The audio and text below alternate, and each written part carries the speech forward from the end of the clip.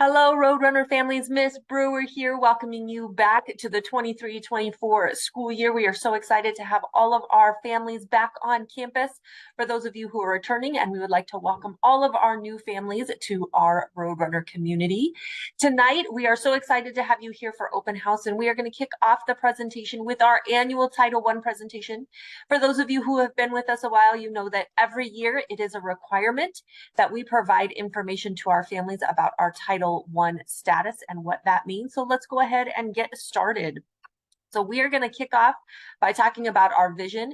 This is something that guides all of our decisions here at school. We're always looking to embrace challenges, create opportunities, and pursue excellence. And this is for everybody on our campus, parents, staff, and students. All right, so what does it mean that we are Title I? So Title I means that we receive some federal grant money based on the percentage of families that qualify for free and reduced lunch. Okay, the purpose of this grant money is to ensure that all children have fair, equal, and significant opportunity to receive a high quality education. We know that not all children have access to things outside of school, and so this grant money helps us make sure we provide some of those resources to families on campus. Okay, we have to set goals every year based on our needs assessment as a Title I school, and we'll talk about our goals and our needs assessment in just a minute. And we have to keep parents informed about our state assessment results. So let's start with state assessment results. So our state assessment results, we currently have a letter grade of AC. This grade is based on 21-22 test scores. We have not received all of the information yet this year on last year's test scores, but that information is starting to roll in, and I am super excited to tell you that it is looking really good. Scholars did an amazing job last year, and we are seeing growth in everything that's coming in so far. So we should have finalized letter grades and all of the test scores in by September based on last year's test scores, and then we will send you an update on where we are at. And state testing is scheduled again this year for the spring of 2024. We anticipate testing in April again this year. All right. Oh, and it's going to freeze up on me. Let's see here. There it goes. So our needs assessment. So we have to do a needs assessment every year. We start this in December. It takes us a little while to get through. So we go December and we work on it all the way through March. And then we come up with some things that we know we need to do this year to get better from last year. So last year we talked about this, and we decided we need to develop an intentional plan to provide relevant resources. So that could be people, materials, or time to address planning and instructional practices for our teachers. We need to develop an intentional plan and schedule to promote collaboration to ensure student success. This is already in place. We worked really hard on this summer, and we have a new schedule this year to support that goal. We needed an intentional plan to align individual teacher growth goals to school professional learning plan. This is something we're going to be working on hard in the month of August.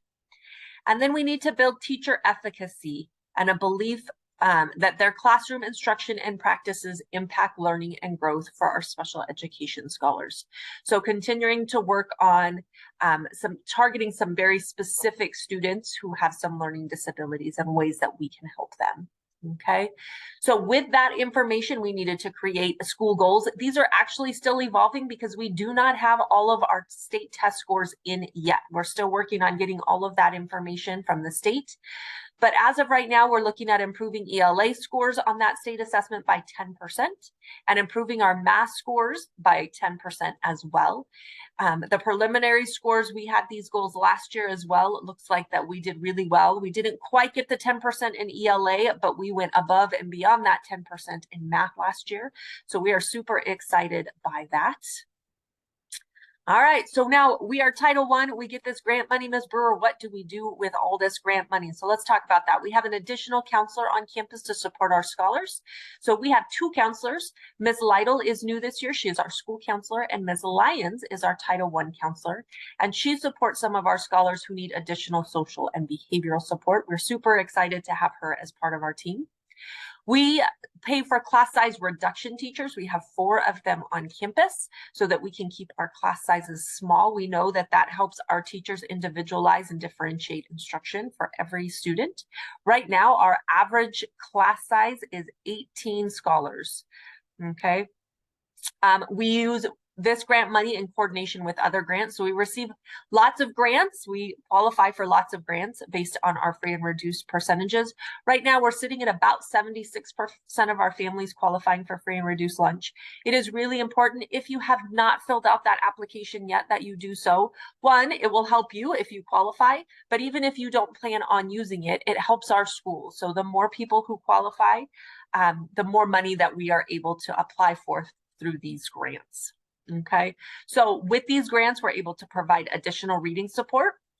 We're able to provide after-school intervention and enrichment, and we're able to buy additional instructional materials and supplies. So the other grants we use, we coordinate with CCLC, we coordinate with an early literacy grant, a Move On When Reading grant, and all of those things help us provide these resources for our scholars. All right, so the requirements of Title I, because we are a Title I school, all of our teachers have to be appropriately certified. We have to plan and provide professional development for our teachers throughout the school year. We have to develop, evaluate, and review our Title I plan every year with that needs assessment that we talked about and any other data that will help us. We have to implement research-based curriculum and instructional strategies, and we are super excited this year to be adding Scholastic to our classrooms for reading instruction. We know that is going to make a big difference for our scholars. We have to inform parents of their rights every year. We have to develop a Title I compact, and so that compact outlines the ways each of us can work together to support the academic success of each of our scholars. We have created a Title I compact for every grade level, and your teachers have those to pass out to you this evening. All right, so the curriculum we use here, we provide a curriculum that's aligned to the Arizona State Standards for ELA, which is English Language Arts, Math, Social Studies, and Science. In math, we use a program called Eureka with our scholars. In ELA, this year we are going to be using Scholastic, Foundations, and Heggerty to support the reading success of our scholars. And teachers will provide details for their specific learning in their grade level and classes during their open house presentations for you, okay? And an overview of all the major standards taught at each grade level is included in the compact we're going to give you this evening. All right, so parents' rights. As a parent, you are encouraged to help in the development and review of our school-wide plan, our school parent compact, and our Title I parent involvement plan. All of those you have access to. You have the right to request the qualifications of your child's teacher at any time. You have the right to be notified if your child is taught for 4 consecutive weeks by a teacher who is not appropriately certified. You have the right to request regular meetings with the staff in order to make suggestions. You have the right to participate in decisions relating to the education of your child. You have the right to submit a written comment on the school-wide program when the school makes the plan available to the district. If you're not satisfied, or even if you have positive feedback, we would love to hear from you. We're always looking for feedback from our parents on the things that we do on campus. Now, parents always ask me, what can we do at home? How do we partner with the school to help our children be successful? So the first and foremost is to ensure your child is at school every day when they are well. We do understand that there are circumstances where kids have to stay home and parents have to make that decision, but they are missing so much when they are gone. So when they're well, please make sure they are at school. That is first and foremost what we can do. You can encourage reading at home. You can share your favorite stories with them. Kids love to hear the stories that you loved to hear as a child. You can read to them. You can encourage independent reading. You can read together. Sometimes when kids struggle to read and they don't want to read independently, it helps if you read together. I'll read a page and you read a page. But practicing reading is so, so important. It's like riding a bike. You have to practice to get better at it. Okay, so it's important that you are encouraging reading at home, and please establish and enforce a bedtime. Sleep is so important, and our kids don't always understand that. I know they always want to be up late and they're always coming in trying to tell me, especially on the weekends, how late they got to stay up. It's super exciting for them. But bedtime routines are really important during the school week.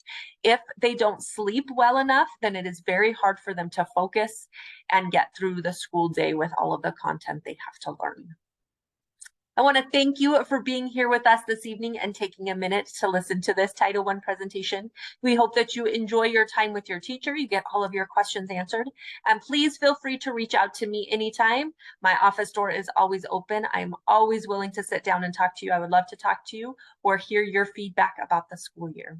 I hope you guys have a wonderful school year, and I will see you around campus.